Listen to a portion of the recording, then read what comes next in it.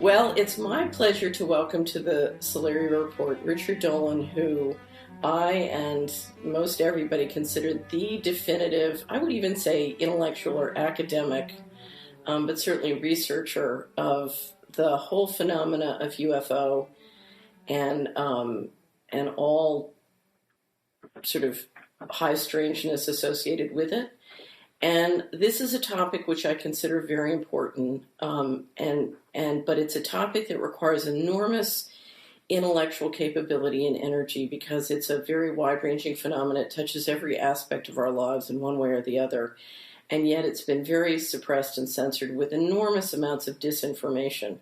But it also gets you into topics that are so far out of our framework and frankly just so weird that it takes a great deal of effort to bring objectivity to it. And Richard has achieved that with a series of books. He's joined us on the Solari Report, but he has a new book which I think is extraordinary and to me is the definitive work on this whole phenomena. So if there is only one book you ever read on UFOs, this is it. And if you want to get your friends who never wanted to look at this topic before, but really need to look at it because it's so impactful in their lives and their future, this is the book to give them. This is the book I'm hoping that can go mainstream in a very, very big way. So I would ask every one of you to not only read it, but encourage other people to read it as well. And before I bring in Richard, I just want to say one other thing. I'll never forget reading a obituary, believe it or not, of a wonderful scholar from Mali, and someone said that when he died, it was as if a library had burnt down. And what I will tell you is the man I'm about to bring on to me is that extraordinary. He is literally a walking library of this phenomena and brings to it not just encyclopedia knowledge, but the ability to put it into a human and intellectually, or a framework with intellectual integrity. So this, as far as I'm concerned, he's not only a national treasure, but an international treasure. So I've embarrassed him enough. And with that, Richard, welcome to the Solari Report. Thank you so much, Catherine. That's the nicest introduction I think I've ever gotten, honestly. Thank you. Well, don't burn down. We need you. No, I don't want to. Oh, no. Okay, so UFOs for the 20th century mind. Please explain, in 100 words or less, how did you become the leading intellectual on the planet on this phenomena, outside of the intelligence agencies, I should say? Yeah, we'll give them a thought. Well, I didn't expect when I was a lot younger to be going into a field that was so fringe, honestly. Back in the olden times, I was working very diligently to become a professor of history at a university. That was always my goal. I was always good at that. I loved studying history and politics. And through my 20s, tried to work my way through and understanding this world the best I could.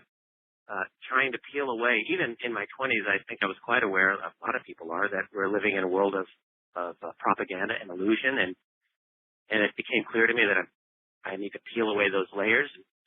In my early 30s, I stumbled into the UFO topic. It wasn't that I was trying to. I came across one book in particular that talked about the UFO cover-up, and I thought, really? And, I think everyone at some point in their life wonders about the UFO phenomenon. Is there something to it? Is it real? Is it legitimate or not? And I thought, here I am studying at the time U.S. national security policy, early Cold War period, Harry Truman era, birth of the CIA and relations with the Soviets and so on. And in that context, I stumbled into the UFO cover-up theme, which dealt with that period, of course. And I thought, hey, you know what? This is not in any academic book anywhere that I'm aware of. And if there's even the slightest bit of legitimacy to this topic, why would it not be of interest to professional historians or academicians or anyone else? So I thought, well, I'll take a few months out of my life and just find out for myself if I think that this is legitimate or not. And that's what took me down this 20-year rabbit hole. I've been doing this for 20 years. trying to figure it out. The first attempt for me to figure this out was my first book. That was UFOs in the National Security State that came out about 14 years ago. And that got me started. What I've discovered is that the UFO topic is one of several, like I call them crowbars, for prying open the illusions of our world. It's not the only one. You can get into it through economics. You can get into it through other types of political analysis. But it is true that the UFO topic is like a gateway that I feel allows us to peer into so many facets of our world. And it's the ultimate red pill experience. I wish it were as easy as taking one red pill, though, because what I find is, it leads to multiple red pill experiences. I find more and more and more. So I'm taking red pills every few months now, a new one. That's how it goes. But yeah, it's the most amazing topic I think for me I could have ever gotten into, and I find it's incredibly rich, incredibly profound, and I'll be working this topic until I can't work anymore. So explain to us, what is a UFO? Well, technically speaking, it's an object that you see that is not conventionally explainable, typically an unidentified flying object. And what we find, and historically, the thing that really turned me on initially was simply learning through the limited amount of declassified documents that are available. I say limited because so much still remains off limits to people. But during the late 1970s in particular, we had a Freedom of Information Act in this country, in the U.S., that actually was somewhat useful, during which time, it's the Jimmy Carter years, where several thousand pages of documents relating to UFOs were released. This is after Watergate, after Vietnam, at a certain moment in American history where it was possible to get some of this information out. And what did we discover? Well, we found that U.S. military groups, Army, Navy, Air Force, Central Intelligence Agency, despite all their claims to the contrary, were having some very significant encounters with unknown, unconventional objects over sensitive airspace that they could not figure out. We have statements from leading generals, leading intelligence officials to that effect. So whether it means that UFOs are extraterrestrial or not, that's a secondary issue, as I see it. Primary issue. You're talking about if you count. This is the way I say it, because you know me, Richard. I think of everything in terms of money. If you count up all of the legitimate and documented sightings, you just take all of the sightings, prune out the ones that truly could be weather balloons, and you get down to just what's concrete, hard sightings. First of all, it's a phenomenal number going on all over the world. Yeah. And if you just price out what it would cost to build all those spaceships, you're talking about trillions and trillions of dollars.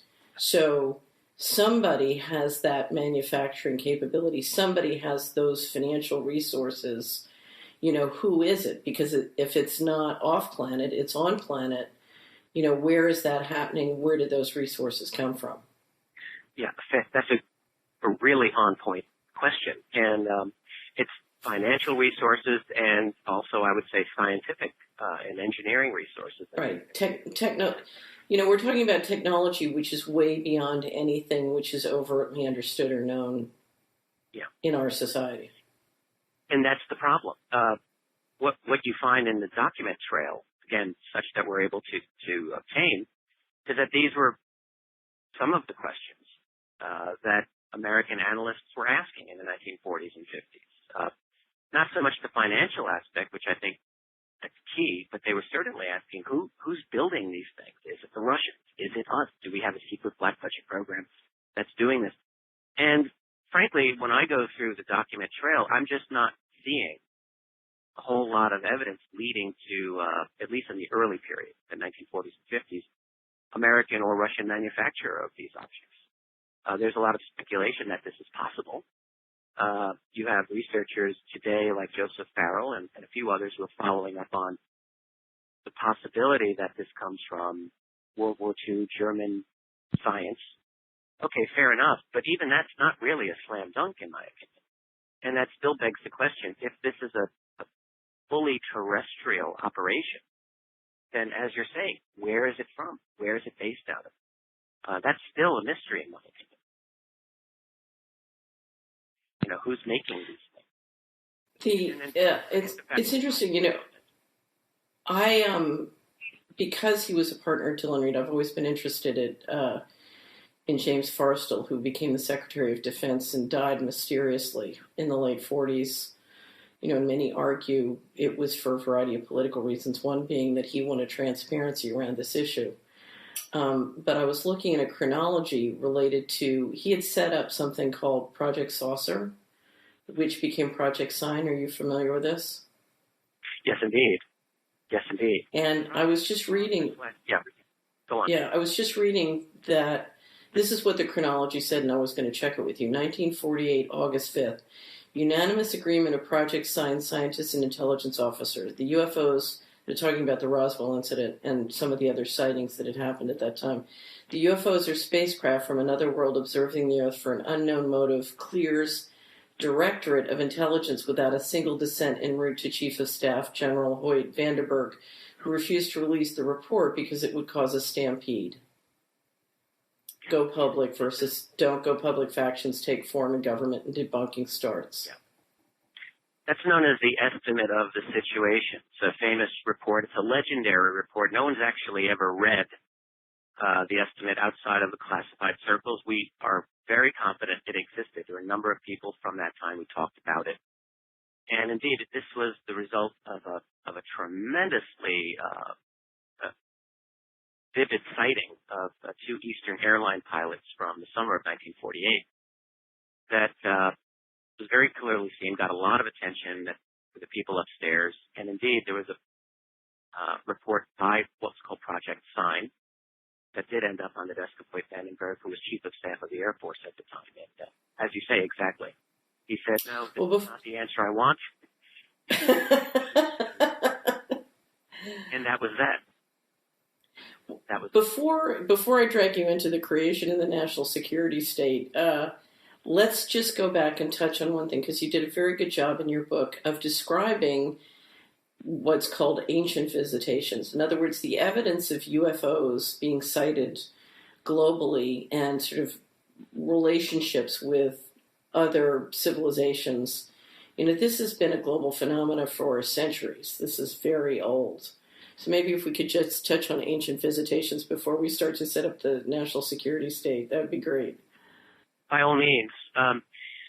Yeah, I mean, the whole idea of ancient aliens, especially since the television show on the History Channel, I think has become a very big thing that people like to talk about. It's always been a strong interest of mine as well, even though I hadn't written about it a lot until this book. My own feeling is that when you look at the sum total of evidence of, say, pre-20th century sightings, you've got a lot of very suggestive and interesting stories, and that's what I would call them, narrative reports, that are suggestive that there are others that have interacted with us. One of the things that I try to point out in this book throughout, and including in that particular chapter, is that we still need to keep our objectivity glasses on when we go over all of this evidence. In other words, there's a lot of evidence that people talk about as legit for the ancient alien phenomenon, which I don't believe is as legitimate as some other people think. I'm not a huge convert to some of the writings of people like Zecharia Sitchin, at least not 100%, who argued that the Anunnaki came from another planet and enslaved or created humanity to dig for gold. I'm not won over to that argument. I'm not saying that there are not ancient intelligences that have interacted with us, but I think some of the evidence that's put out by him doesn't really meet my personal standard of what I would consider evidence. And I try to explain that in this book. A number of other things that people have talked about. There's stories that just float around, copied from one website to another. The ancient nuclear event that was supposedly had taken place in India, I found was just built on spurious translations of texts that really were inaccurately and also maybe deliberately mistranslated. So there's a lot that's not legitimate, in my opinion. On the other hand, there are truly inexplicable and conventionally unexplainable events from our ancient history that, in my view, tell me that we have a great hole in our history, right? In our conventional understanding. So yes, I think that there are certainly a number of stories that have come from ancient times to our own that I don't know how to explain away. I mean, there are sightings from 17th century Russia. There's sightings from the medieval period. There's sightings from ancient Egypt and elsewhere that when you just read these accounts, it's very difficult for me to explain away as a natural phenomenon one way, intelligent fireballs that seem to maneuver, that go away, that come back, that scare the hell out of the people who are watching them. A number of these. And then a couple of very good 18th and 19th century accounts that were dug up by people like Charles Fort and some others that show objects leaving the water. There's one from 1845 in the Mediterranean that was noted by a ship's captain and his crew, an object just off the coast of Sicily coming out of the water in 1845, a luminous object, and then flying off. So there are some very bizarre, suggestive stories that do tell me that we may have the presence of a quiet presence of a group that is here for their own purposes. Right. So they're either existing in sort of a parallel civilization side by side. So, some people would say in the middle of the earth or in Antarctica or, on the moon, or they're either humans who've broken away or they're other civilizations. There has to be an explanation. And, we know they're not coming from, from Edwards Air Force Base. They may be coming from Area 51. Right, but certainly not when you're looking at these ancient stories. And again, there are some very, very good ones.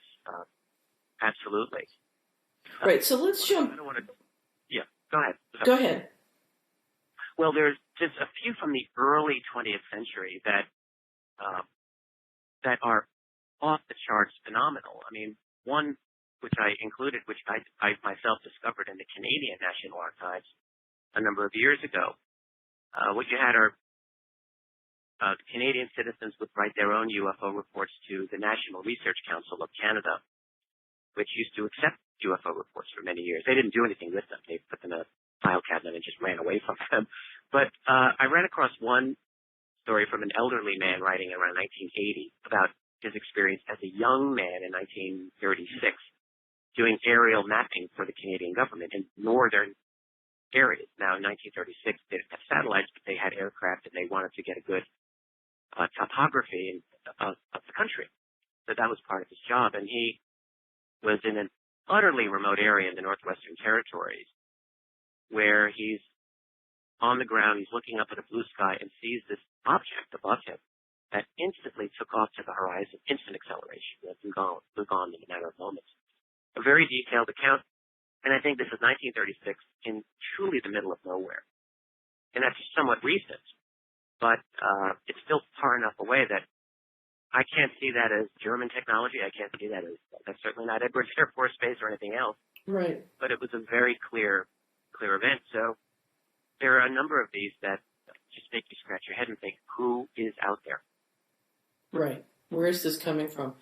So let's come back to the 47-48 period. We have the Roswell incident, which I think is pretty famous. Everybody knows a little bit about it. And we have a decision by the U.S. government to not go public, clearly. And this is a major decision. But before we go into the implications of it, let's talk a little bit about why they might want to not go public. So you're making that you're Harry Truman. You're making or a series of, to a certain extent, this goes deeper than the overt political candidates and office holders. You're the chief of staff. What's the argument to not go public? Yeah, this is something that I have tried to visualize myself many, many times. And I could see Harry Truman, let's say, so his top scientist or his top general says, sir, we have recovered technology. It's not only that there are other craft out there that we can't explain, but we've actually recovered some of their technology, let's say at Roswell, or maybe even a few other events that may have been crash retrieval. So you've got this incredible, awesome piece of information that you now have to deal with. Is it possible that Harry Truman wanted to tell the world? Is it possible that he had an instinct saying people have a right to know? And I think it's entirely possible. But on the other side of it, you have the situation. 1947, forget UFOs, let's look at atomic technology for a moment. The United States had a monopoly of atomic bombs at that time. The Russians were actively trying to get their own bomb. They had spies within the U.S. scientific community trying to ferret this out. And the United States was certainly not willing to share its atomic secrets with the world. The United Nations, in fact, at that time, wanted the U.S. to make atomic technology under international control, and America's answer was, no, thank you. That's not going to happen. So if you admit that you've recovered technology that's even more advanced than the alien technology, that's the quickest way to put yourself in a position where you're not going to be able to share it anymore. The Russians will get it. Everyone will get it. And I think that would have been an unacceptable option at that time, for sure. So the only way to do that right way is to deny everything completely. And I think what Harry Truman had to do, and the people around him had to do, to create a team of individuals, and each one would have a job. And one person's job would be to try to understand the technology and segue it out to private industry to maybe replicate it to whatever extent possible. Another person's job would be to manage the press, manage the media, and to make sure that they were compliant. Another person's job might be to work the academic community and keep them in line. Another person's job might be to find out, is there a way to communicate with these other beings? And on and on and on. And I think that is exactly what happened. That's, I think, how the secret started. It may not be. One of the things that Joseph Farrell makes clear, and I agree with him on this, is he says, the history of civilizations encountering a civilization which has advanced technology, it's never good for the lesser technological civilization. In other words, when the Indian meet the settlers who have advanced technology to them, they get genocided. So the notion that a group of generals might want to bring our society up to an advanced technological state before letting this information become public, there is an argument to say they had a reason to be concerned. Absolutely. Absolutely. And again, putting ourselves into the position of those decision makers. Right. Whether they're in there legitimately or not, they have to consider them. I mean, how do you tell the world that there are these others that are here when you yourself don't know what their intentions are? You yourself don't know, are they helpful? Are they hostile? And if you're not able to control that right away, you've got a situation that's going to spiral totally out of your control really quickly. Right. Well, what happened? Okay, so what happened when the decision was made to not go public? We have all these people starting to branch out into all aspects of life to make sure this phenomena doesn't go public. So what happens next? What evolves from this? Well, inevitably, this is a difficult topic to contain. And I think what we've seen for the past 70 plus years is this dynamic of those people who feel that they're responsible for national or international security, trying to keep this as quiet as possible, to disable the topic to the maximum extent possible. But at the same time, they can't do it completely because ordinary people are also encountering this, at least from time to time, and stories do get out. And as the years have gone by, what we've seen is that these stories are becoming more and more prevalent. I mean, there are thousands. Well, there are thousands and thousands and thousands of them from highly credible people. In other words, this is an enormous phenomena. It's not just a few people, and people are not aware of this. I mean, I think a lot of people who just casually follow UFOs are not quite aware of the density of reports that go on every single year, particularly now with websites being able to accept reports. We're getting thousands in North America alone every year. Right. So it's really out there. Yeah. Well, I'll never forget. I was driving across the Dakotas at 3 a.m. I think it was about 2005, and literally, Richard, it was the strangest thing. There were hundreds of huge UFOs just hanging up in the sky. It wasn't just a few; it was hundreds. So, of course, I'm pricing out how much it would cost to build and maintain these things. And I'm looking at it and saying, wait a minute, this is over $1 trillion right here. What is going on? So this is then the B-2 bomber or, any of our advanced fighter jets, right? Yeah, well, it's like a condo association of UFOs just sort of hanging there. I thought it was like, is this a city? What's going on? And, when it's that front and center, there are just too many people who can't notice it. Because, I don't know how many truckers were driving across the Dakotas that night, but I'm sure there were a lot of them. So they could see it too. It's quite possible, in terms of the money on this, I've wondered, and I bet you've wondered about this, for our society right now to build those types of craft. I mean, there are legitimate stories from fighter pilots of encountering objects that are battleship size in the sky and even larger than aircraft carriers. So when we think of the money that it would cost us in our society, it's astronomical. But it may be possible with better technology, with advanced nanotechnology, advanced 3D printing technology, which we're now starting to see possibilities here, then it might be possible to build these craft a lot more cheaply in the future with better science, better technology.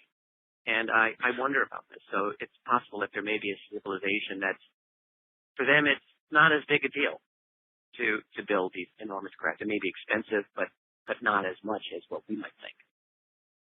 Well, the way I came to study the UFO phenomena was twofold. One is I kept looking for the enormous amounts of money that was disappearing, and if you add up since the 1948 decision, how much money has been disappearing down the black budget, you walk away with a model of literally the developed world is just being harvested for enormous amounts of monies.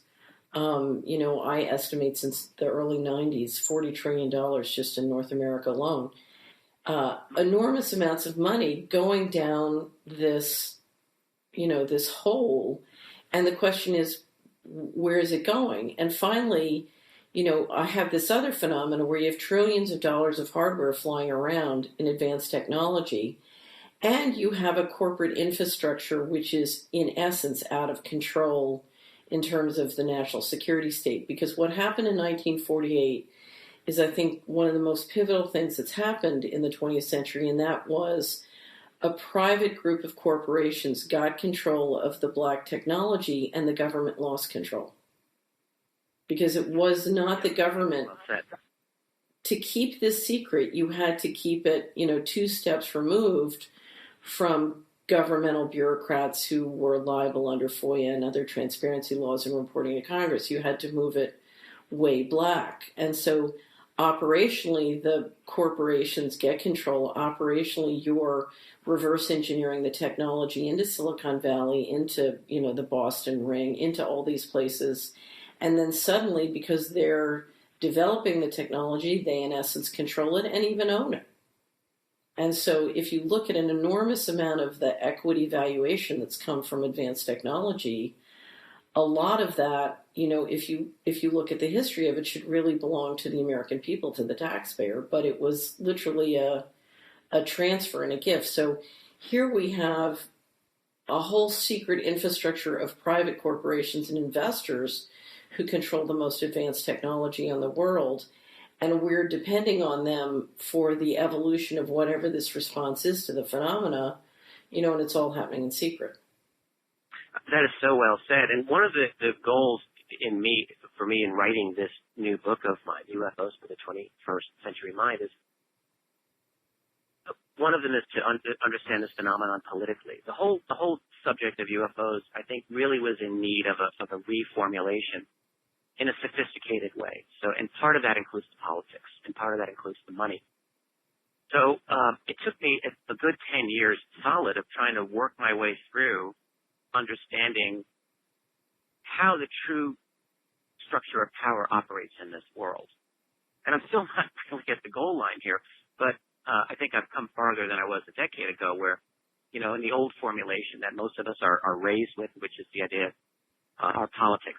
We vote for our members of Congress, we vote for our president, and if we don't like them, we can throw the thumbs out and elect new guys. It's almost like the grade school version of politics, and I think many people still kind of live with this in our minds. And it took a full decade of myself just working this to try to disabuse myself of that idea and realize this is a secret that's become privatized. So it's not so classified as it is proprietary. And trying to understand all of that was one of the goals that I've had, and it's one of the things I try to incorporate into this new book, which is a somewhat more sophisticated political analysis of the UFO phenomenon and cover-ups. And I think what you're talking about here, the missing money, how that fits into the advanced technology, this is one of the key things that researchers need to be focusing on, and especially moving forward with this. It's interesting. Inouye at one point, I think it was in the 70s, said, or 80s, we now have, I guess it was in response to the Iran-Contra hearing, said we now have, groups with whole private armies and private. You're literally talking about Senator Daniel Inouye. Yes. Yeah. In the 1980s, exactly. You've moved enough money and enough technology out, so you literally have.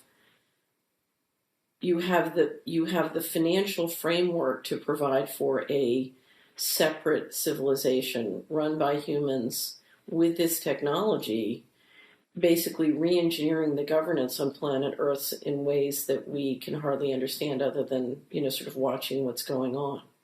And it's very deeply involved with the infrastructure that was developed out of this decision to stay private. And so if you want to understand the economy today, if you want to understand finances today, if you want to understand governance on planet Earth, you have to grapple with the UFO phenomena, because it was the development of an infrastructure to respond to that phenomena, which is now basically the most powerful human infrastructure on Earth. Would you say that's fair to say?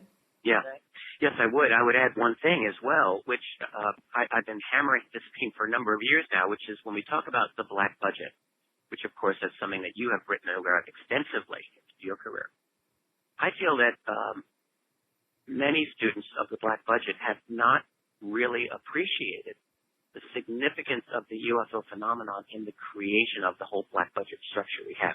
I'm not saying the UFO subject is the only creator of our black budget world here, but I am suggesting that it was one of the key factors in the beginning. In the 1940s, It was necessary, that is, to create an extra-constitutional system of funding. You can't let Congress know that you're funding this program because there goes the secret. So it was necessary from their point of view to create this extra legal system to fund and to do the research and the security on this ultra important program. And as all secret programs, I think it develops its own momentum, its own profit, its own reason to be. And now here we are, an entire human lifetime later, and we're still with it. That's now developed into a you couldn't, it's very interesting because I really went back and studied. I couldn't believe that this was really happening without, my question is, how could this all be going on in my operation as Assistant Secretary of Housing and me not? No. I have to go back and unpack operationally how it could have been implemented and how that fit with what I experienced. And it took me a couple of years to sort of unpack how literally you could be laundering. You could be using HUD to launder billions of dollars of drug money or other kinds of money or financial fraud, in the system without everybody knowing. How could that operationally happen? And one of the things I discovered, first of all, you absolutely can. And I sort of figured out intuitively how it was probably working. But then I went back to figure out, okay, how did they build the original train tracks? Because you're talking about building out covert cash flow train tracks in 3,100 counties, one county at a time. And of course, critical to that was the drugs, because after World War II, a decision was made to open the United States up to the drug market.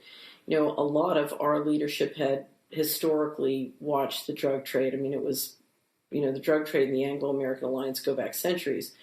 But, sort of what we did to China, or what the Anglos did to China in the 1800s, we did to the United States after World War II. And if you study sort of the train tracks of totalitarianism and how they were built out using the drug business and the war on drugs, neighborhood by neighborhood, what you see and hear when you go back and you study sort of the people who were involved in doing it is very fine and good, decent people will say, we had no choice. We had to have a secret source of funding. We had to assert covert control of the economy. We had to do it. We had no choice because we needed the money and we needed it in secret. And that's just, it was the best of a series of bad options. And you think, why? Why did they have to have this? Why was this a must? Because if you look at the people who were doing it, these were good people. They weren't bad people. And there were lots of them in lots of different walks of life. And so they absolutely believed that they had no choice and that this was the right thing to do. They didn't like it. But, you could never have built those original train tracks in a couple of decades unless you could get thousands and thousands of decent human beings to go along with this. So the question is, why did they think that was okay? Right. Well, it's really a variation of the kind of Cold War imperative where, in that context, people developing nuclear weapons and thinking, well, this is not a good thing, but we need to defend ourselves. So that, in other words, you could convince someone that it's a dirty job, but someone's got to do it. And so in the context of a non-human presence here, a secret that's even more profound than the Cold War, I could see, and I'm sure you can, that you would be able to convince these individuals that, yes, this is a greater mission here. And, right. And the drug money, drug addiction is not a good thing, but yes, we're going to play this game because we need this money. I mean, the drug business is, I don't know how to measure it, but I have to think it's one of the top 5 industries in the world. Just because it's illegal doesn't mean that no one wants the money. Everyone wants the money. And right. It's unvouchered funds.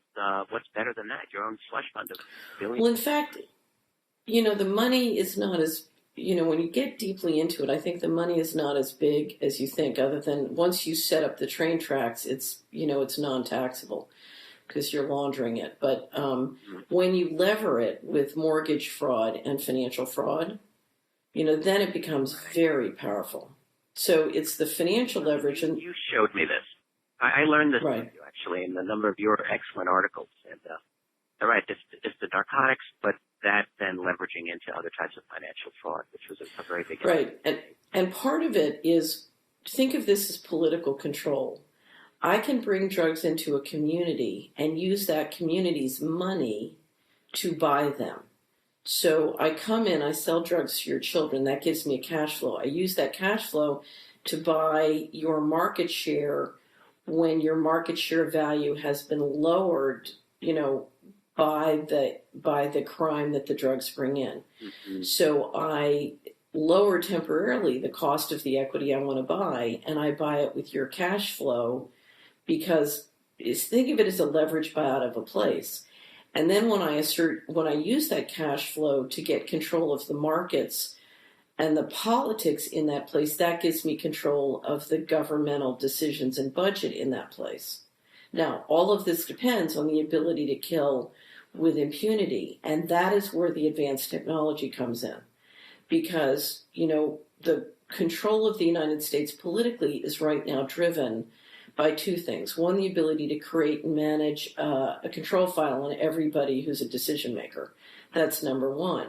But number 2 is to use covert violence to move out or punish or threaten anybody who doesn't play ball. And for that, you need high technology. And one of the things I discovered litigating with the federal government is the technology that they have to enforce covert violence is far beyond what anybody can dream of Maybe now with the Snowden revelations, they're beginning to dream of it. But, so this combination of advanced, and I always say to people, and this was the great integration for me, soccer moms can't get together and back Tony Soprano out of the neighborhood because Soprano is financing James Bond. So the first thing that happens to them if they start to back Tony Soprano out of the neighborhood is they get black helicopters coming down on their head. And, when you get into these stories, you think, well, why would James Bond, spend all this time and money to stop a bunch of soccer moms? And what you discover is the model is so centralized that they can't afford for one neighborhood to get out. Because if one gets out, then they'll all get out, so they can't afford one to get out. And that's part of the problem with centralization. A bizarre domino effect, in the U.S. I know. and Southeast Asia. But really, it's the same type of idea. If you show one example of people fighting to obtain their freedom, you right. win the whole game. Well, what I couldn't figure out was, why is so much money spent on the fake story, on the official story, on the official lie? I don't get this because what I discovered in my case, at one point I sat down and estimated that they'd spent $46 million on just the governmental activities and then the surveillance on dealing with me. I thought, well, this doesn't make any sense. Why not just kill me? I mean, this is too expensive. It's not logical. And then what I realized was, no, this whole thing, the black budget depends deeply on financial leverage. And the financial leverage cannot go unless people believe the rule of law is really there. All the financial leverage, both overt and covert, depends on that. So we need to spend a fortune to build the official lie. And when you dig in, I'm sure this has happened to you, when you dig in and you see the amount of time and money spent on the official lie, it can be very puzzling. Yeah, I think so. Well, one is that they're awash in money. I mean, beyond the dreams of avarice for most people, I think there's really, right? The thing is, if you actually killed off all of the opponents to the system, I would think that would start looking a little bit too suspicious. So much better, I think, to marginalize them in one way or another, to save them, right. Maybe destroy their reputation. If that's all you need to do, maybe sometimes that's better. I do think people, right. I mean, they obviously still get killed off in suspicious car accidents, like Michael Hastings, a journalist just not even a year ago, and a number of other people. Philip Marshall, 9/11 researcher who supposedly did murder-suicide. My feeling is that these are still people who are being murdered to this day. Right. But in many cases, I think as you say, I think in the interest of those people with power, not necessarily to kill their opponents so much as ruin them. Make fools out of them. I think, and to me, the most effective tool to protect the UFO phenomena story is disinformation. And a great deal of time and money is spent to marginalize, harm, make people look ridiculous. It's what's called the COINTELPRO. There's a real huge COINTELPRO effort. And a lot of it is not run by the government. It's run on the private side. Yeah, I think what we see, it's like they're trying to build a consensus reality. Every society has elites that try to create a consensus reality. And in our society, you have the national security crowd. You've got the major media, press, NBC and CNN. And then you have the academic pillar as well. And I think there's a lot of interaction there. And all of them are attempting to create a kind of consensus. So in their reality, America is working on behalf of democracy and freedom, and America doesn't like weapons of mass destruction, and America is fighting dictators. I mean, that's the consensus they're trying to create. When the right. reality, all you have to do is scratch with your little fingernail, and you see that that's absolutely wrong. But the consensus, the attempt to build that reality is necessary to keep people in line, to keep people happy, to live with this convenient fiction that, the world has a certain order to it. It's a little messy, but we're doing our best. And they can continue to try to do that.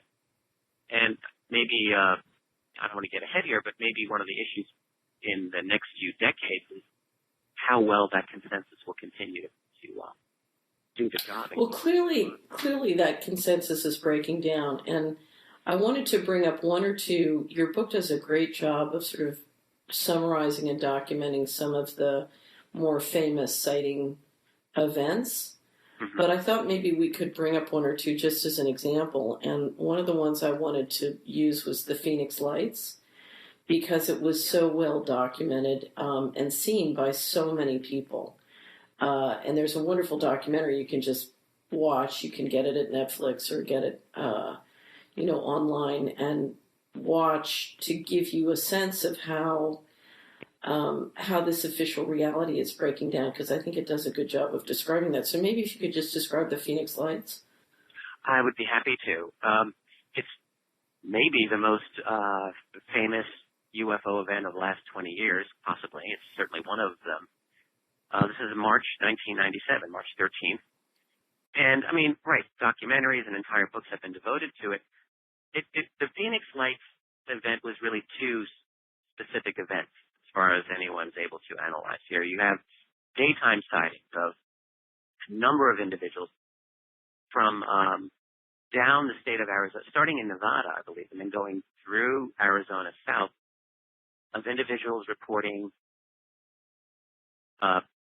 lights and sometimes a craft moving down. A huge, like, wedge-shaped craft was seen by a lot of witnesses, especially as you get close to Phoenix, passing, in some cases, directly over their head. These reports, many of them went to the National UFO Reporting Center, and they're still online for people to read. One of the witnesses at that time, and it wasn't known for years, was the governor of Arizona himself, Mike Symington, who not only was the governor, a powerful man, but he was a trained pilot and knew aviation, and he was blown away by his own sighting. And again, this wasn't known for 10 years. So that was the first phase of the Phoenix Lights. And then the second phase was in the evening, when everyone, it was nighttime, and everyone sees this enormous, humongous string of lights that meant obvious formation. They didn't really look like flares, at least to many witnesses. It was unclear what this was. The video's out there, and anyone can watch it. An interesting thing about the flares, the lights, is the debate that's taken place about that. And you do have analysts who do believe that these were flares. You have other analysts. One of them is my good friend Jim Dilettoso, who's one of the top video UFO analysts in the world. And Jim has a database. He's got thousands of images on his database, which are kind of like fingerprints of light samples. So, like, he's got, flares. He's got airplane prints. He has images of the planet Venus, swamp gas, and flashlights and whatever. And in his analysis, the Phoenix Lights do not match any of those fingerprints. So he says, I'm not saying it's a spacecraft, but I am saying this is unknown, and it's not explained.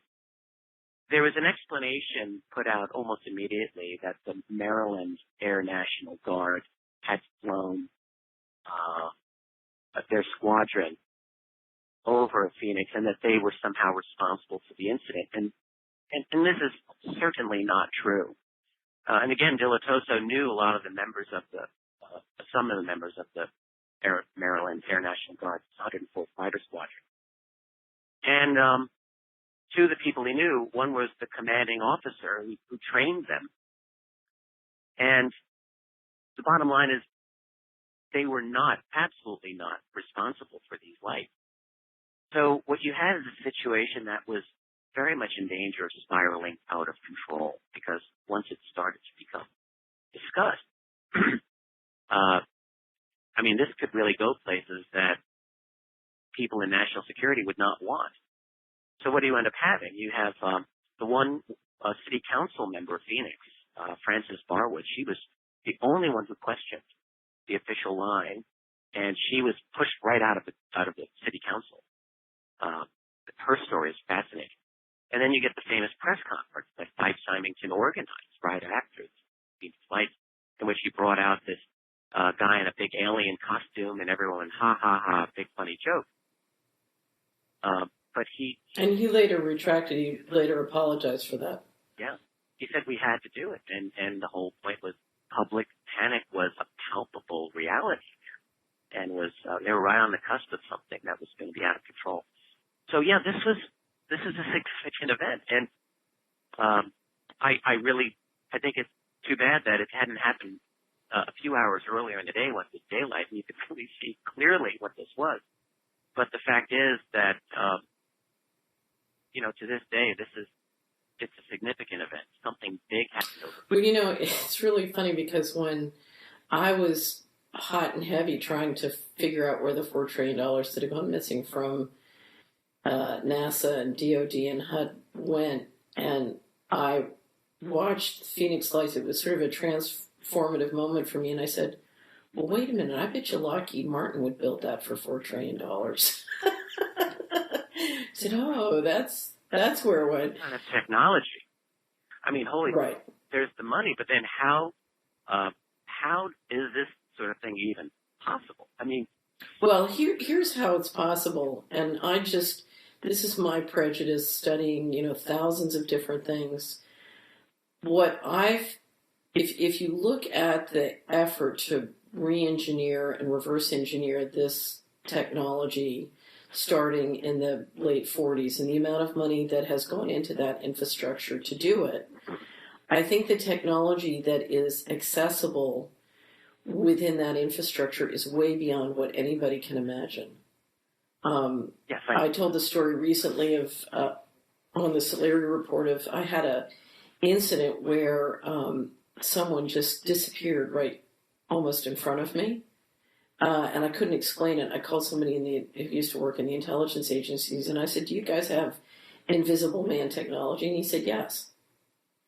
And now that doesn't make it true, but I had several experiences dealing with surveillance where, the only way I could explain what was happening was with invisible man technology. And, the way it happened. YouTube clip. Oh, really? A clip on YouTube that it's quite fascinating. It's gotten a couple of million views at this point, I believe. That is out of Iraq, and it apparently was shot by an Iraqi nationals or insurgents, I guess is what they call them, but of the U.S. military. There's a tank that comes into the image, and you see going from the right to the left of the screen, you can almost not see it, but there's like an invisible figure going across the screen, and then when he gets oh yeah, I've seen that. Tank, yeah, you see him a little more clearly, and yeah, right. So is that an example of U.S. military invisibility technology? It's a kind of a camouflage. It's not 100% invisible, but are there ways of bending light around smaller figures? And I think the answer is yes. So another example I've used in the Solari report was when Gary McKinnon hacked into the DoD servers. He claimed that he had found the equivalent of logbooks for spaceships we have flying around the galaxy. Now, and there are many, many different examples, but whether it's electromagnetic weaponry or invisible man technology or weather warfare, clearly the technology has gone way beyond what I think is understood by the general population. And one of the reasons to bring disclosure to this, for many, many years, I've had a very uncomfortable role in the financial community because everybody says the dollar's going to collapse. And I say, no, it's not. And they say, no, it's going to collapse. I said, no, it's not. And part of it is I'm looking at a technological and military infrastructure to support the dollar that has all this weaponry. But you can't sit down with your basic gold bug and talk about why the dollar's not going to collapse, because they won't look at the UFO phenomena. So in essence, they can't possibly fathom how the economy really works because they don't understand the basic military and intelligence infrastructure behind it. I'm so glad you mentioned this. Years ago, before my own ideas really formulated sufficiently, but when I started into the UFO fields back in the 1990s, my feeling was as follows. I thought, this is a big reality here. This is a very big reality. It must by definition be intersecting with other big realities in our world. Everything, every reality. Presidential politics, money. And so, like you, I mean, one of the things I've been trying to understand since then is how does that intersection work? What is the relationship? And yes, clearly, you can't have this one big reality that's totally separate from everything else. That's just not possible. I don't know if I ever told you this story, Richard, but when I first moved to Tennessee, I moved to Hickory Valley, so I live in a little farming community in Tennessee, and I had a next door neighbor who had a young daughter who was very bossy. She was about 10 years old, and I was trying to figure out, okay, well, how can I how can I play with her in a way that will be energizing for both of us? And what I realized is I need aerobic exercise, and she likes to boss around humans. So they had a Jump King, which is this trampoline with a net around it. So I said, okay, let's have aerobics. I'll say her name was Betsy. We'll have, aerobics with Betsy and the Jump King, and you can boss me around for half an hour while I get aerobic exercise.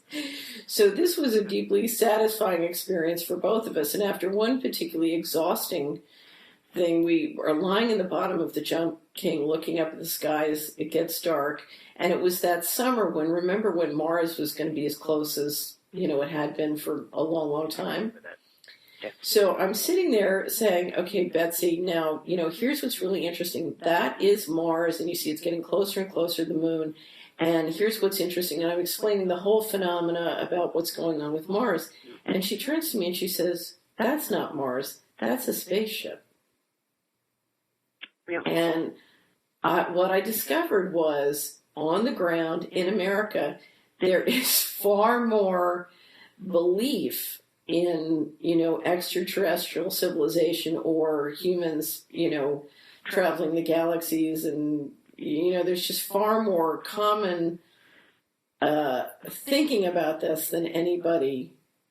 If you go to Washington and D.C., the people are making money are buying into the official reality because that's what makes them money. But out here in the hustings, and part of it is Hollywood's been busy sort of telling the story for decades now. So, well, let me turn. You've got a chapter in your book on contact and abduction, which for me is sort of one of the hardest phenomena to grapple with because it's so. There's so many strange stories, and the other thing is, to be blunt, it is very easy for me if I had to bring any of these stories up to the kind of evidence you could present in court. I've never met an abduction story that couldn't be explained by mind control. So it's a very squiggly area. But maybe if we could just touch on that and say that is part of this phenomena, and there continues to be regular reports about interaction with intelligent life that's not human. Yes, I think that's probably a very good way to characterize it. Abduction, contact of various types that are being alleged, it doesn't meet the kind of level of proof that we want if we're rational thinkers trying to understand this and put together a concrete scenario of the phenomenon. The problem is that these stories are so numerous. I mean, they're shockingly numerous. I mean, and they just won't go away.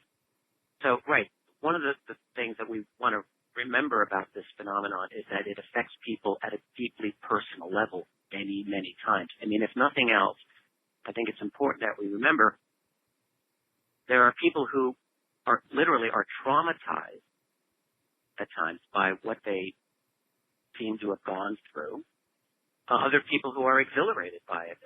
In one way or another, this phenomenon, when it affects us personally, it's a deep, profound, sometimes transformative experience. Right. When I see people in the media, like I'm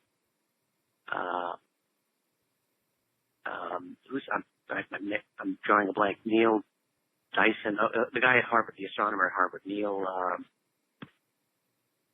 I'm talking about. I know who you're talking about. I don't remember his surname. Astronomer. My brain is just. But I mean, I've listened to him actually make fun of people who allegedly have had contact, turning it into a big joke. Neil deGrasse Tyson, that's who it is. And I've heard him do this, and I get so angry when I see major public figures making fun of this phenomenon. It's really, it's a cruel thing to do. Well, they're paid to do. I mean, basically, that's their job. Their job is to protect the official reality. Yeah, and one of the things I would say is when you see people who have stories, who've experienced this kind of phenomena, the first shocking thing is what happens. Then the second shocking thing is the way society treats them. So they literally have the entire national security state trying to make them out to be a fool and to shun them and ostracize them and separate them from their community, their family, etc. The thing about mind control, by the way, I think you're right on here. The mind control, there are apparent screen memories that seem to have been put in place to people following their experiences. So, trying to figure out what exactly happened to them it's sometimes very difficult. Right. One of the stories I did not include in this, I probably should have. I interviewed a man he's a truck driver. He's a regular guy, good guy. 30 years ago, had an experience with a number of people. He was fishing at night, and he, to this day, has no memory of the 2 hours of missing time that occurred. He remembered as they got back into the van to go home, he said to his companions, "We are not supposed to talk about this. I am never going to talk about this, and you never talk about this, and if you do, I'll just call you a liar. But we're not supposed to talk about it." So that whatever happened to him, it certainly appears that the agency put this mental command inside. Right. Don't talk about it. So there is mind control happening. And the question is, who's doing it? Is it aliens? Is it humans? Is it a bit of both? Certainly in the U.S. national security community, that technology has existed for a long time, to get inside someone's head and to post hypnotic commands and make them know that they are never to think about this, never to talk about it. So there's a lot right. One of the things that makes it hard to understand this phenomenon is I think it's impossible to understand it or the ability to build an official reality, which is so far from reality, without understanding mind control. And if you've never, researched or understood this topic, it's very, very difficult. And the one book I found that really helped me tremendously was Carla Emery's book, Secret Don't Tell, because it takes it back, centuries. This is mind control is something that's been going on this planet for centuries. So it's a pretty old technology, and I think it's one that really can help you understand how a lot of this can be going on in the official reality. Could have gotten so far, away from reality. One of the other things I wanted to read. Oh, you haven't read it? Oh, no, I haven't. Yeah. I think I ought to. And I will also say, I tried to find somebody to talk about mind control for the Solari Report, and I finally kind of gave up and did an introduction to mind control. I think it was called Mind Control 101, where I kind of tried to give it a brief history and overview of the topic. So that's on the Solari Report if you can ever find it useful. One of the other stories I wanted to bring up in this topic was I was up in Vancouver with George Norrie, who wrote the introduction to your new book, UFOs in the 21st Century Mind. Yeah, that's an incredible thing. Anyway, so I was up there with George, and he had Whitley Strieber and his wife for half of the program. And Whitley, of course, for those who don't know, was a best-selling author who had an abduction experience and wrote it into a book called Communion, which became a bestseller. And he's a very intelligent guy, and his wife is super intelligent. And she's kind of stuck by him and helped him with this. And their story of living through this revelation is very interesting. But anyway, the Coast to Coast audience was listening to his presentation, and a woman got up and asked a very intelligent question. She said, "Are any of the movies about abduction, do they convey what it's like to be with aliens?" And Whitley thought and thought and thought, and he said, "No." And then she said, "Why?" And he said, he thought and thought and thought, and then he said, because there are no words in the English language for me to express to you how weird it feels. And it was at that moment when I said, uh-oh, this may be true. I'm not sure, but this may. Said that has always stuck with me is he said, like, in that situation when you're face to face with him, when you're there, he said it's as if you feel almost like spiritually naked, that there's no defense, that these, these beings are operating on such a level. It's almost like, you communicating with your dog. And it's that level of power that you would have mentally over the dog, like if the dog is Right. cowering or ashamed. That Whitley, he said, like, maybe a few people, a small percentage of people might be able to handle a mind-to-mind true connection with these beings, but basically it's going to blow most of us out of the water. We just can't handle anything. Right. Well, you're describing somebody, you're describing interacting with an electromagnetic field which is so different than your own and also advanced in certain talents that it is. It's almost like it disrupts us in some way. Like we almost can't function. Right. In that environment. Could be. Yeah. Well, of course, you know my story where I was offered the opportunity to have lunch with aliens and turned it down. Yes. And, I think I said to you, I encountered John Peterson less than a year ago. I ran into him in New York City. And I didn't get to talk with him as long as I wanted to. We were both, I don't know, I just did a video shoot and he had to do something. But he was still kind of, making the statement that, oh no, Catherine just didn't really understand what we were talking about, and she misinterpreted everything. No, I didn't. I've never bought that line. Like, I think you've always been crystal clear about exactly what happened. Right. Well, it was funny because when he said that. When I was asked, well, do you want to meet some aliens? I had this image, Richard, of checking out at a grocery store, and I'm looking at the National Enquirer, and it says, Fitz thinks she's lunching with aliens. And what I thought was, oh, this is how they're finally going to get me.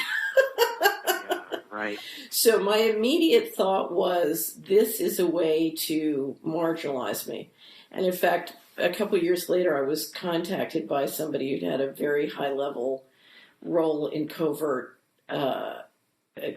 operations at the CIA. He'd left, but I think he was probably still doing little things for the agency. And he also tried to persuade me that aliens exist, and that was part of what was driving the need to launder all the money out of HUD and DOD and everything.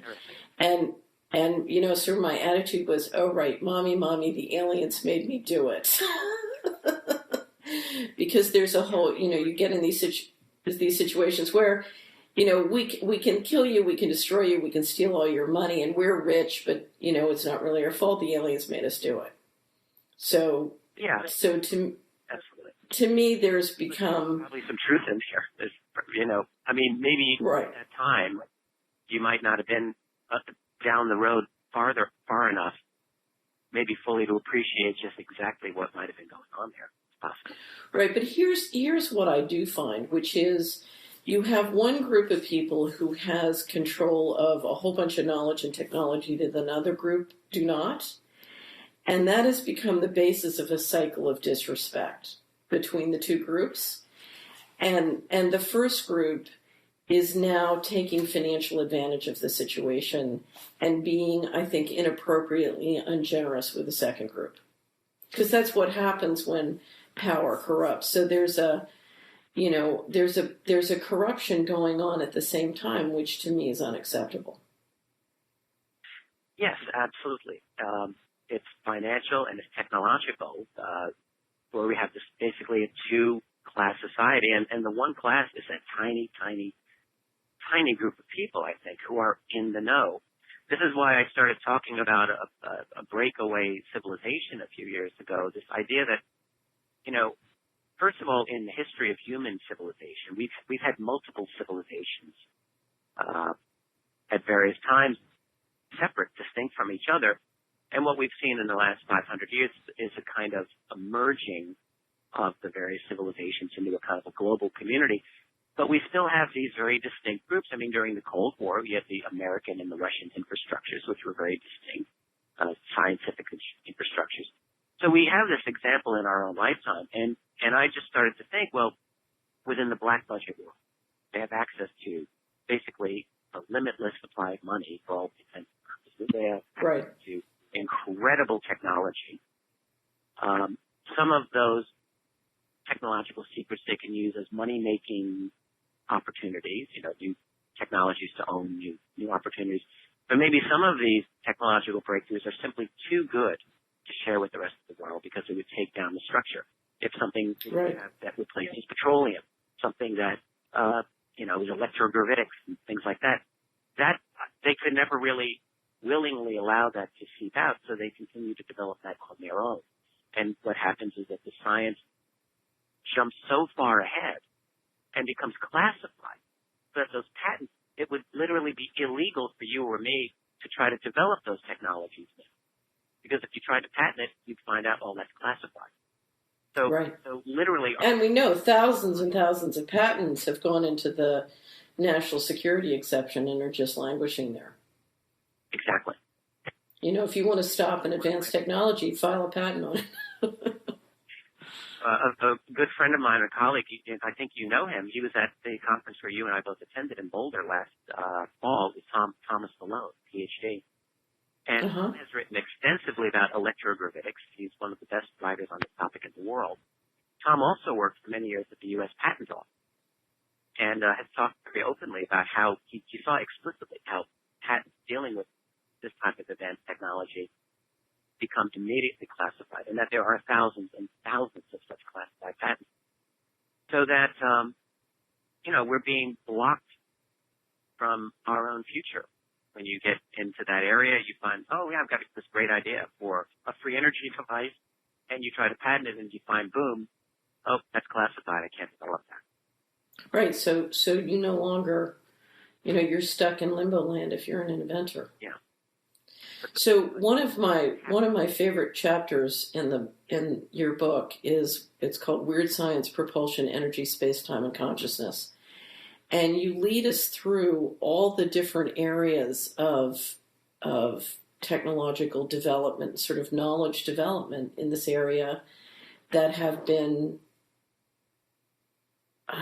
put behind the secret wall and have really created. If you look at the knowledge that the group who's privy to this has, it is so far.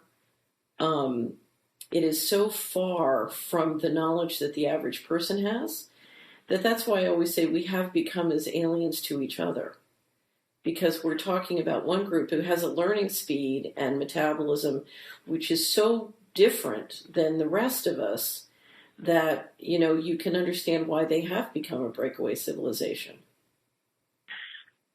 Writing that chapter was my favorite chapter to write. The Weird Science chapter, because what you find, you have a phenomenon. I mean, traditionally when we've looked at this, it didn't seem to make sense to us scientifically for decades and decades. That's one reason I think that a lot of people just have blown it off. It's impossible for a craft to zigzag. It's impossible to have instant acceleration and quiet silently and so forth. And beyond that, some of the other high strangeness associated with UFOs also similarly did not make sense to our conventional understanding of science. And what I try to understand is simply what types of sciences do we now have that actually allow this to make sense? And it turns out we can really understand this a lot better, whether we're talking about propulsion. So yes, one of the things I try to understand is how is it possible for something like that to be the case? What is electrogravitics? And it turns out that this is a very sophisticated field of study, and it certainly does make sense. And it seems that these craft are operating very likely on principles of electrogravitics. And then there's just some even stranger science involved than that when you start looking at the whole UFO phenomenon. energy. Right. How is it? What is there a source of energy that they're using? Obviously, not gasoline that they're using from one point to another. So it's obviously something better. Is it? The financial guys always give me a really hard time about free energy. And, it's all a bunch of bunk and whatever. And I just say, look, there are thousands of UFO sightings and they're not flying around on fossil fuel. Somebody's got it. Clearly, exactly. That's been my logic all this time. But what we find, and again, I was so glad to participate in that conference with you in Boulder, the Breakthrough Energy Movement Conference. Because that was a great conference. Wonderful. And we both met so many brilliant people from around the world who are indeed working in a very sophisticated way on energy harvesting devices, what we would call free energy. I don't know if all of them are valid or if all of them work, but I'd be shocked if none of them did. So there are a variety of answers out there. And so I think the UFO phenomenon is something of a gateway into that field and showing us that there are other energy paradigms. Clearly even cold fusion, which was laughed at all through the 1990s. Oh, that's impossible. Now what we're finding is it's not dead, not at all. Right. There are people around this world who are actively working, and I think they're making breakthroughs. So, and then the science is stranger still than even that. There's space-time. When we ask ourselves, is something like interstellar travel possible or not possible? I mean, you get the conventional wisdom saying, you can't do that. You can't get to here from there. They're too far away. You hear astronomers saying, you people don't understand how far away how these but what we find is that actually no, there are sciences that are legitimate. You have scientists like Miguel Alcubierre who mathematically demonstrated how faster than light travel actually is possible. Not technically faster than light, but by like the old Star Trek warp drive idea. Right. It's actually a valid idea.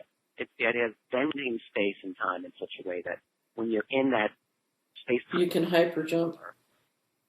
Yeah, basically. So you're not moving faster than the speed of light within that environment, but that space-time around you is somehow shifted enough that, in effect, you are going much faster than the speed of light. Now, we don't have a source of energy yet, officially, that we know of that allows us to be able to do that, but maybe some of the breakthrough energy technologies might. And then I try to treat things like dimensions and string theory, for example, also because I think this is an interesting of the UFO phenomenon when we talk about either on the dimensions of reality and how does that maybe connect itself to the UFO phenomenon. I mean, even time and possibilities of time travel, and I don't know of that case, but there are so many interesting cutting-edge scientific discussions on these topics that if you can't put this off the table. And then finally, I like to discuss entanglement and consciousness in connection with this phenomenon, and that's how I end that chapter. The idea of entanglement is one of these things that, again, to our scientific worldview, it doesn't really make sense, but somehow it's true. Einstein famously called entanglement spooky action at a distance. In other words, like, non-local intelligence. Uh-huh.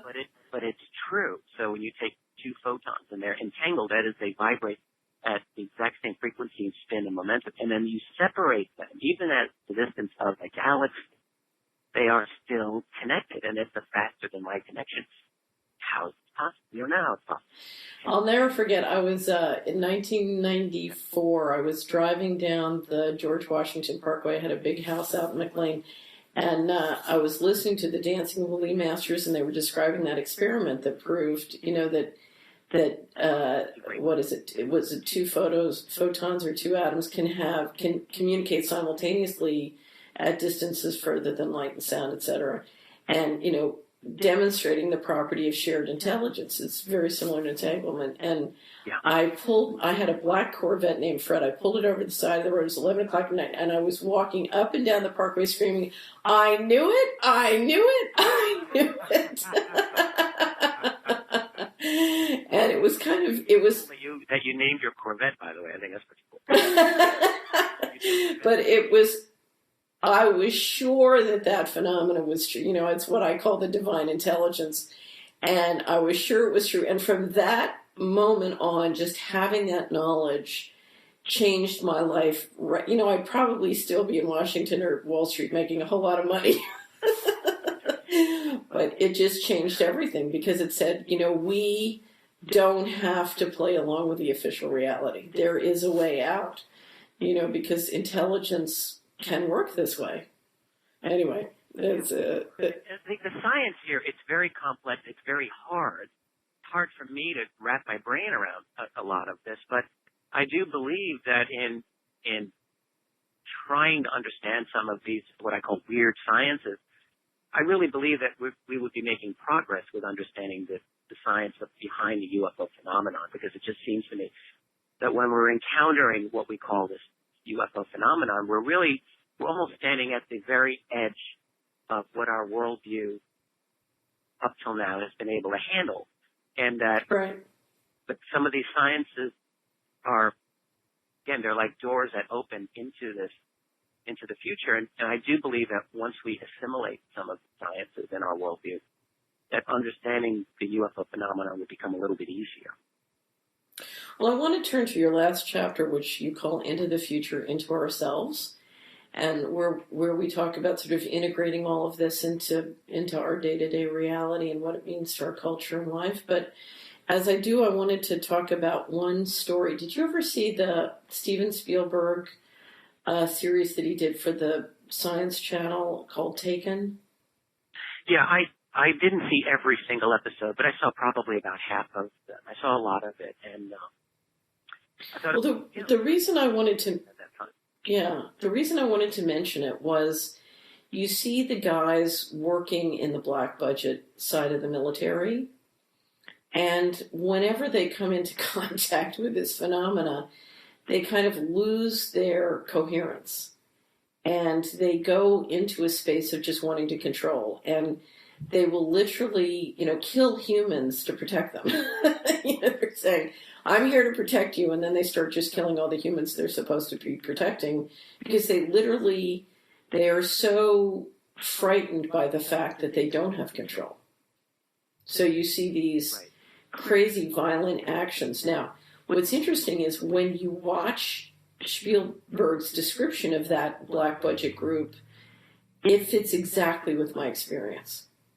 That's exactly what they were like. They were, they were paranoid in the extreme about maintaining control in a situation where they couldn't maintain control. You know, they kind of lacked a sense of humor and an ability to deal with uncertainty and stay in a state of coherence.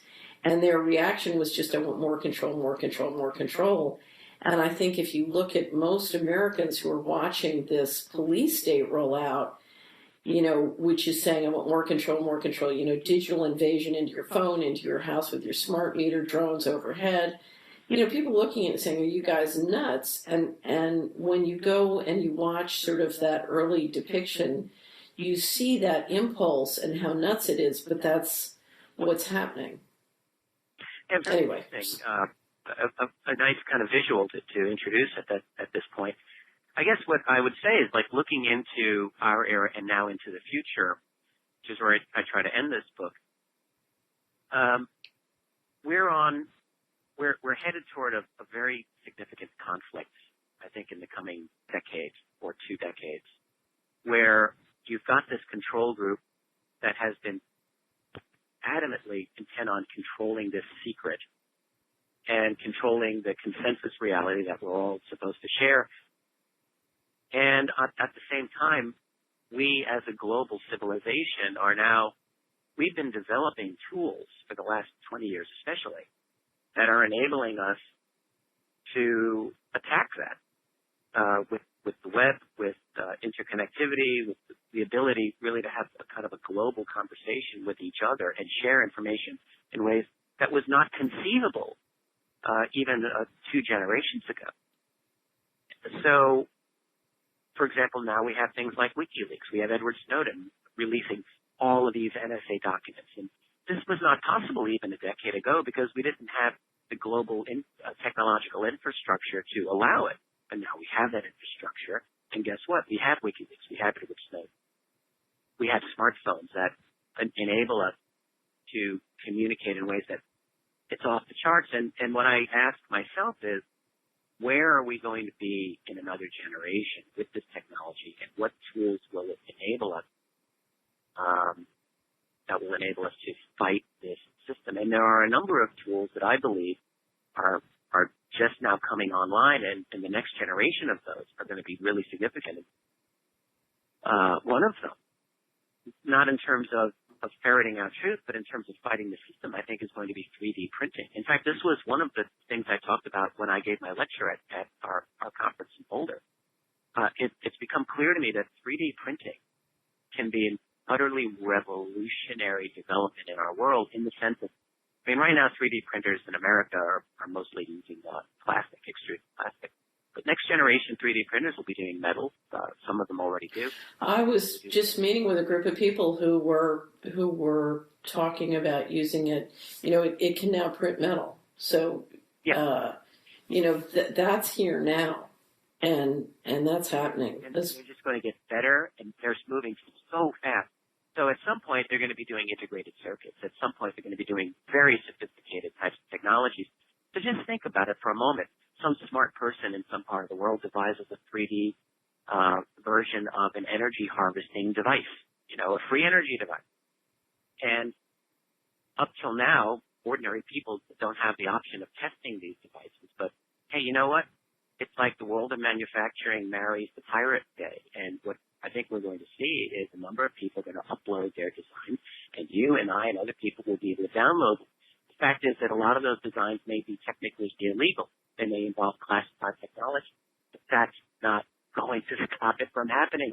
I don't think. Well, but if you look at how 3D printing and other fabrication technology is being rolled out, there is an enormous top-down effort coming from the very top to encourage people to learn about this and use it. So it's clear to me that, coming out of the breakaways, they want to inspire a tremendous sort of reinvigoration of a decentralized manufacturing base. So is promoting that. Well, it's coming very much from the top of the investment. I mean, it's coming way, way from the top. So, and it's being pushed. To me, the maker movement is very much being encouraged from the top. It didn't necessarily start at the top, but it's being encouraged. And same with 3D printing. I've rarely seen anything so promoted in the investment world and made fashionable as the 3D printing stock. So I'm afraid that at the same time we're seeing legal structures being put into place to manage and control 3D printing. I'm thinking of the Trans-Pacific Partnership, which President Obama has been working mostly covertly with a lot of the Pacific nations. And one of the key things that they're talking about is guarding intellectual property rights. And I think that's part of it is a code for making sure that future 3D printers are not going to be engaging in patent infringement. And that means right. Well, think of it this way. Doing classified technology. Think of it this way, because this is much, much bigger a phenomena. If you come to a county in the United States, so there are 3,100 counties, and you look at the economy, what I will tell you is that the total equity valuation, both public and private, from that county is 1% of what it could be. However, to optimize the economic productivity in that place, if you were to allow markets to do that, then the political structure would go out of control. So the question for the leadership is, how do we allow that optimization to occur but still maintain control? And part of it is you need, with digital technology, so smart meters, smartphones, the NSA kind of surveillance technology, which if the NSA loses control will go to the private guys. If you have enough of that centralized digital control and enough of the legal controls in place, then you can allow that optimization to occur, and in fact occur in a way that you can get the majority of the equity value benefit on your stocks or your private investment pools. Okay? Okay. So that's, this is what I was working on in the 90s. I was working on a market solution. Clearly they're working on a controlled solution. But this gets right to the heart of the 3D printing, because what you need to do is you need to build a phenomenal manufacturing base, and you can't do that unless it's distributed and decentralized, both for national security reasons as well as productivity.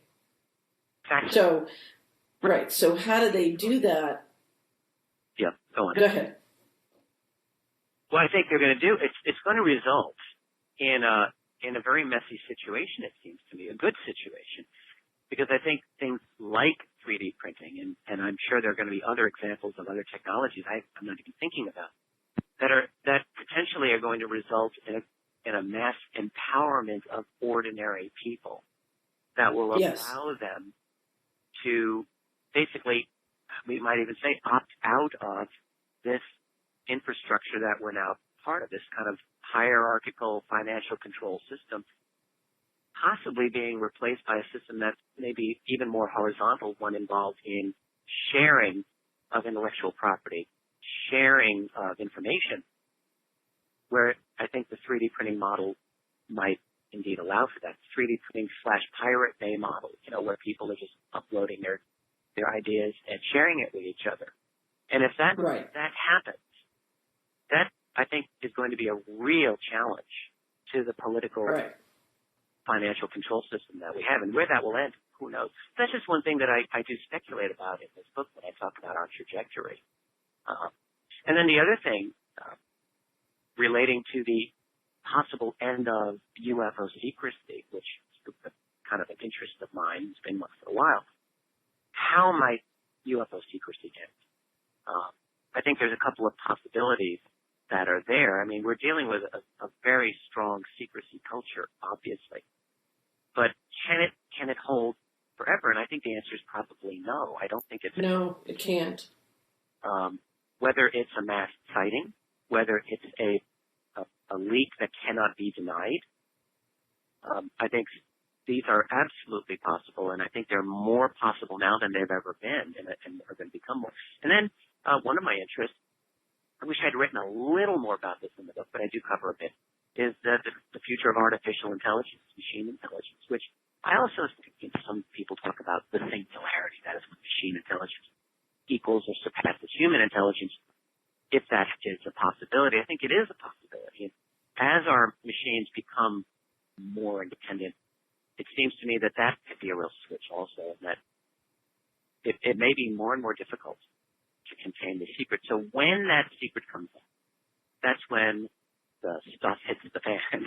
That's when, because how does a president of the United States or any other major leader explain to the world that, yeah, sorry guys, we've been lying to you for 70 plus years now. We did it in your interest though, so don't be mad at us. They're going to want a lot of answer. It's what the premier, or the president of Luxembourg said in another context, but it's the same phenomenon. He says, we know what to do, we just don't know how to get elected after we do it. Yeah, wow, right. And so there's going to be a major firestorm politically, I think, in the immediate post-disclosure world. Simply people wanting to know, did you really control the media that tightly? Holy spec, well, what else did you lie to us about? What else? 9/11, chemtrails, underground bases. Well, but there's a more frightening thing from the leadership's point of view. As I said before, if you look at the equity wealth coming from all these reverse engineered activities, that should be taxpayers' wealth. Yeah, so how come you got all the wealth? Was it really yours to get wealthy on, and for us to be poor and targeted with drug operations? There's some real equity questions, and I think if you look at Davos, what's the number one thing they're talking about and concerned about? It's inequality, and part of it is if you get disclosure, then those inequality issues get much more troublesome politically. Yes, I think so. So it's going to be a huge working out the implications of disclosure. I think it's something that will take generations and maybe even a century or more before things start to settle out. I think it's going to be a very, very tumultuous period. I don't think it's always going to be completely fun either, and I don't think anyone's ever going to truly to be ready for it. But as I sometimes like to say, no one's ever ready for their first child either. And that's, and I think, with something like a post-disclosure world, it's the same thing. It's never going to be ready for it, but it's going to show itself nevertheless, simply because I think we as a civilization are on a certain trajectory. You were talking about building train tracks. We're on a track, and our track is heading us to a destination, and I don't think there's any getting off this train. So it's going to happen. Yeah, to a certain extent, we're looking at a world, we're looking at a phenomena and a development that is essentially out of control. Not that lots of people aren't trying to control it, but it's essentially out of control. One of the things I wanted to bring up, I wanted to come back to the economy again one more time, just because that's my beat. I have really struggled to try and explain what's happening economically to a wide variety of worlds, and I can't do an effective job of it without having them look at the UFO phenomena. But I've always, what I always tell them to do is to get your last book and read the first and last chapter 20 times is actually what I always tell them to do. But one of the reasons I'm so grateful for your, for UFOs of the 21st Century Mind is it is something that I can give to a busy doctor, a lawyer, an investment advisor, a scientist, an engineer, and say, this is a phenomena which is a piece of what you need to understand if you are going to understand how the economy is being managed and why the economy is being managed and why the reality of the economy is so far different than what you as an extremely intelligent person, who's aware and cares, understands. We all have to understand how it was that we could be this far out of the know. How could this all be going on and we not know? You have to grapple with that. And I think your book does the best job I've seen of introducing a framework for this entire phenomena and explaining how it integrates into the different aspects of our lives. So now I have something I can give to someone, and I'm very, very grateful, Richard. I'm going to be handing this book out, I know, for a couple of years at least. Thank you so much, Catherine. Which is exactly why I wrote this book. I wanted to give my best attempt at summarizing, really reformulating the entire subject, which I've just felt for a long time has needed a kind of a fresh evaluation. I don't really think, actually, that in the history of the modern phenomenon, that anyone's really tried to do a complete overview of the topic. This is the first one I've ever seen. Yeah. So I wanted to do it, something that includes the history, that includes the politics, that includes the deep politics and understanding, and that includes the science and social implications and personal implications and the philosophy of what even constitutes the UFO today in an age of drones and off-the-shelf technologies. I mean, that's treated in there. So all of the things that I feel are relevant to this topic are things that I tried to include in the book. I wanted it to be a 300-page book. It ended up as 500 pages, but I did want it to be an engaging, fast read, and I'm hoping that readers feel that way. Well, you accomplished it and more. So, Richard... I'm so sorry. Yeah. Go ahead. Jumping in and you. Well, is the one thing that I love, and that I've noticed has gotten very strong reactions one way or the other, is the cover of the book itself, which I am in love with the cover of this book. And many of my readers tell me they love the cover. A few have said, however, oh no, it's not a very good cover, Richard. And it's a Monty Python-esque, like a Terry Gilliam type of picture of me with my head sliced open. And with a flying saucer, classic flying saucer, beaming a beam of light into my head.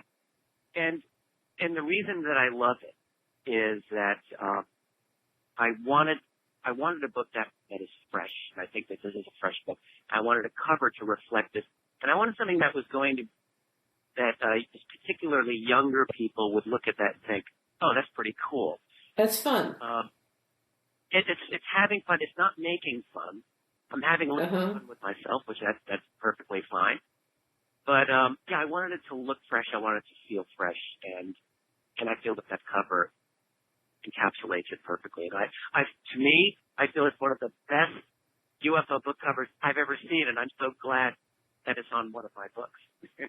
Well, it works that it's from you because you're the most grounded. I've never met a more grounded historian or researcher than you. You're about as grounded as the human race can get. So you can get away with this. But the thing I love about it, yeah, it's fresh, it's young, it's, it's fun. And that, that's what we've got. I